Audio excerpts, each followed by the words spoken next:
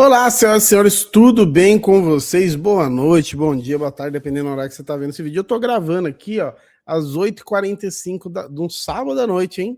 Então dá aquela moral, dá aquela curtida, aquele like, aquela inscrição no canal, que é muito importante, tá? Seu comentário também, interage aí no vídeo, porque ajuda muito, tá? E eu vim gravar, você vê que eu tô até com camisa de rolê aqui, ó, Iron Maiden aqui, tô nem com a camisa do Palmeiras, que eu tinha acabado de chegar em casa aqui e saiu a informação do Aníbal Moreno, né? Essa é a informação do Aníbal Moreno que a gente vai tratar aqui nesse vídeo.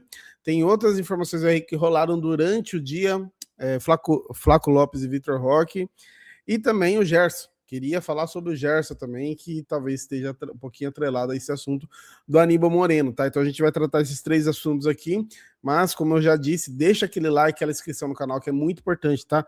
Ajuda demais. Vamos começar aqui pela informação aí, ó, o Globo Esporte hoje divulgou uma matéria que é meio do que a gente já sabia, mas com uma certa novidade aí, que é sobre Flaco Lopes e Vitor Roque, né? Que os dois devem permanecer no Palmeiras, mas estão recebendo muitas sondagens, né? Eles receberam sondagem, a gente já viu do Vitor Roque de Milan, por exemplo, né? O Everton, de times ingleses, enfim, de maneira geral, e teve uma proposta, uma oferta aí, que a gente até agora era essa sondagem, né? Mas teve uma oferta aí para o Vitor Roque do mundo árabe, tá? Só que foi na casa dos 35 milhões de euros, e aí eu vou até fazer aqui a conta aqui na conversão, né, para ver quanto que dá. 35 milhões de euros hoje dá 226 milhões de reais, que hoje, né, não interessa para o Palmeiras, porque não é só o valor, né? O valor é bom, mas não é a questão do valor, é a questão da perca esportiva. E a gente já falou, né? O Vitor Roque tem interesse em Copa do Mundo. Não seria nada interessante para ele hoje ir para o mundo árabe, né? Não faz o menor sentido. E o Palmeiras ajudou ele a voltar para a seleção. Você vê que ele tem realmente oportunidade na seleção. Que o Palmeiras, historicamente, quer dizer, recentemente, né? Historicamente não. Recentemente, o Palmeiras tem dificuldades. Os jogadores do Palmeiras têm dificuldade de serem aí convocados. E o Vitor Roque foi, mesmo pelo Palmeiras, mas porque estava jogando muito bem, não tinha nem conversa, né? E tem só mais uma convocação que é em março, tá?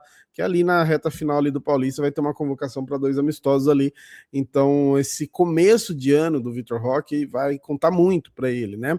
E aí não faz sentido ele ir para o mundo árabe, ou até mesmo para o campeonato inglês, sei lá, para outro campeonato. Não vira. E o Flaco Lopes, mesma coisa, né? Já tiveram sondagens e tal, mas não deve sair também. O Flaco Lopes também tem a questão aí de Copa do Mundo, né, cara? O Flaco foi convocado aí no final do ano, né? Foi 2 vezes já, né? Convocado. E, cara, a avaliação interna aqui, ó, é que os dois atacantes são peças importantes no planejamento esportivo, especialmente pensando na sequência da temporada e em 2026, temporada inteira, tá? Com contratos longos e respaldo da comissão técnica do Abel Ferreira, o Palmeiras só cogita negociar os dois em um cenário muito específico, né? O que hoje não existe, que é a questão que a gente sempre fala de pagar multa, daquele valor muito absurdo que, mano, é muito bom para o jogador, é muito bom para o clube e não tem conversa. Não é o que acontece hoje. A única oferta aí que a gente que foi mencionada aqui, inclusive na matéria, que o pessoal teve acesso, foi essa lá no mundo árabe, que realmente não interessa por várias questões. Questão financeira, mas também questão, acho que é a mais importante, a questão aí para ele de visibilidade mesmo, que a gente sabe. Muito embora o Arabão, né, o Campeonato Árabe esteja mais movimentado, mas não comparado com o Campeonato Brasileiro, ainda mais jogando aí hoje em Palmeiras ou no Flamengo, né, até mesmo no Corinthians a vida aí, você tem muita mais visibilidade, né, nem se compara. Dito isso, então, os dois aí, ao que tudo indica, por esse começo no mercado de transferências, é muito provável que os dois fiquem, né? E é essencial para mim. A permanência dos dois, para mim, hoje é indispensável, tá ligado? Então, Vitor Roque, a dupla Flaco Roque, né? Ficando por aí. E agora, o Gerson. O que eu queria falar sobre o Gerson, que a gente trouxe aqui que tinha ali até o interesse do Palmeiras e tudo mais, mas que o valor era alto. E hoje durante o dia, rolou aí que o Cruzeiro entrou na briga, né? Talvez nem que o Cruzeiro entrou na briga. O Cruzeiro entrou, né, junto ao Zenit para conseguir a contratação deles, né? E planeja, inclusive, incluir o zagueiro na negociação. E importante lembrar também, né? O Tite já trabalhou com ele, o Tite agora é o técnico do Cruzeiro. E ó, as tratativas ainda passam por importantes ajustes e contam com a possibilidade de ida do Jonathan Jesus. O Jonathan Jesus jogou a semifinal contra o Corinthians, né? Que o Vidalba machucou no primeiro jogo, então ele jogou o segundo tempo do primeiro jogo e o segundo jogo aqui em Itaquera, né? E os russos demonstraram abertura para a saída do jogador, mas pedem 15 milhões de euros, além da chegada de Jonathan Jesus. Então, os caras estão pedindo, deixa eu ver, 15 milhões de euros, 97 milhões de reais, aí diminui um pouquinho o valor, mas aí teria esse ativo. O Jonathan Jesus é bola, hein? O Cruzeiro se desfazer dele. Mas enfim, o zagueiro está no radar do Zenit, que negocia com o Cruzeiro há algumas semanas, tá? E o clube chegou a oferecer 10 milhões de euros pelo zagueiro. Desta forma, caso o Cruzeiro aceite liberar o Jonathan e pagar 15 milhões de euros para ter o Gerson, a negociação seria fechada por uma quantia total de 25 milhões de euros. Aí a gente já está falando de 160 milhões de reais, que volta exatamente no valor que a gente já tinha trazido aqui, tá? Então, basicamente, essa notícia complementa aqui do que a gente já falado, do quanto o Zenit pede por ele. Enfim, eu queria trazer, eu sei que a notícia é do Cruzeiro, mas eu queria trazer em relação a gente, porque para você entrar numa briga por um jogador desse e o Zenit, que digamos assim, não precisa de dinheiro, você precisa entrar muito forte e, inclusive, podendo trabalhar com esses jogadores da base. Porém, tem que tomar um cuidado. Eu acho que o Cruzeiro perde um ativo muito importante. Talvez vão manter ele uma porcentagem, mas esse Jonathan Jesus, pouco que eu vi dele, me parece ser interessante. Eu acho que eles conseguem tirar uma grana maior dele, assim, tendo mais paciência, a paciência que às vezes o Palmeiras tem, né? Dito isso, o Palmeiras poderia também tentar colocar alguém nessa conversa aí, né? A gente tem o caso do Ricardo Felipe aí, o próprio Gilberto, que tudo indica também, não deve ficar no Palmeiras, muito embora eu queria, falando por mim, eu gostaria que ele ficasse, mas já que ele talvez não fique, talvez envolver ele nesse tipo de negociação e manter, claro, aquela porcentagem. Já tem o clube formador, mas manter uma porcentagem do passe para você conseguir lucrar com uma revenda. Agora, tem que ficar muito de olho no mercado, porque o Cruzeiro vai jogar Libertadores. O Cruzeiro já é um time forte. Talvez o Caio Jorge saia, não sei como que vai ser a questão do Matheus Pereira aí, mas pode ser que um rival direto aí para títulos importantes esteja se reforçando muito e você não esteja indo atrás de jogadores. E o Gerson é o jogador do nível que a gente falou já, né? Jogador pronto, jogador que vai, né, realmente corresponder, chegar, vestir a camisa, jogar.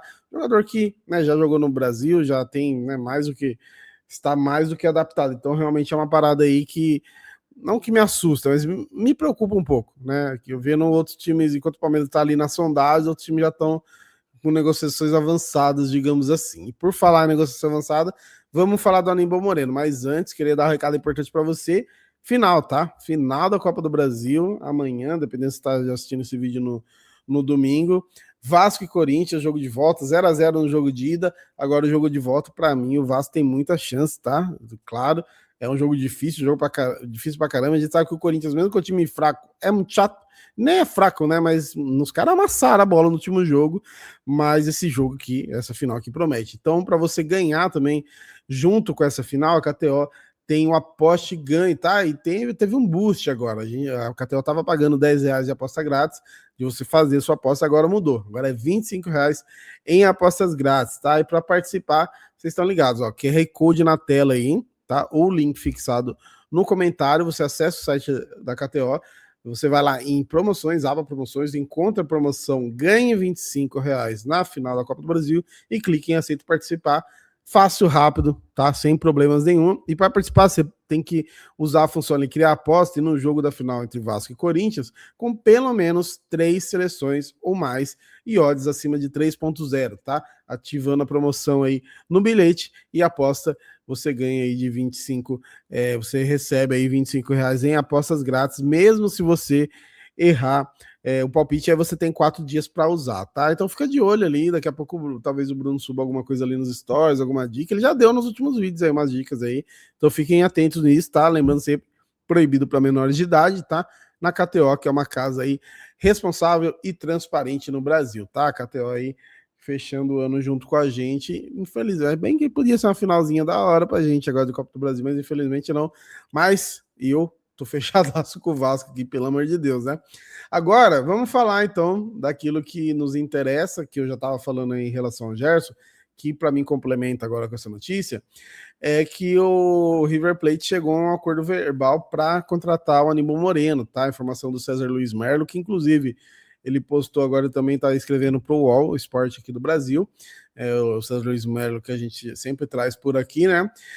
E ao que tudo indica aí, deve fechar a negociação em 7 milhões de dólares, indo para casa aí dos 39 milhões de reais, que é basicamente o que o Palmeiras pagou. Então o Palmeiras recupera aí o investimento no Aníbal Moreno.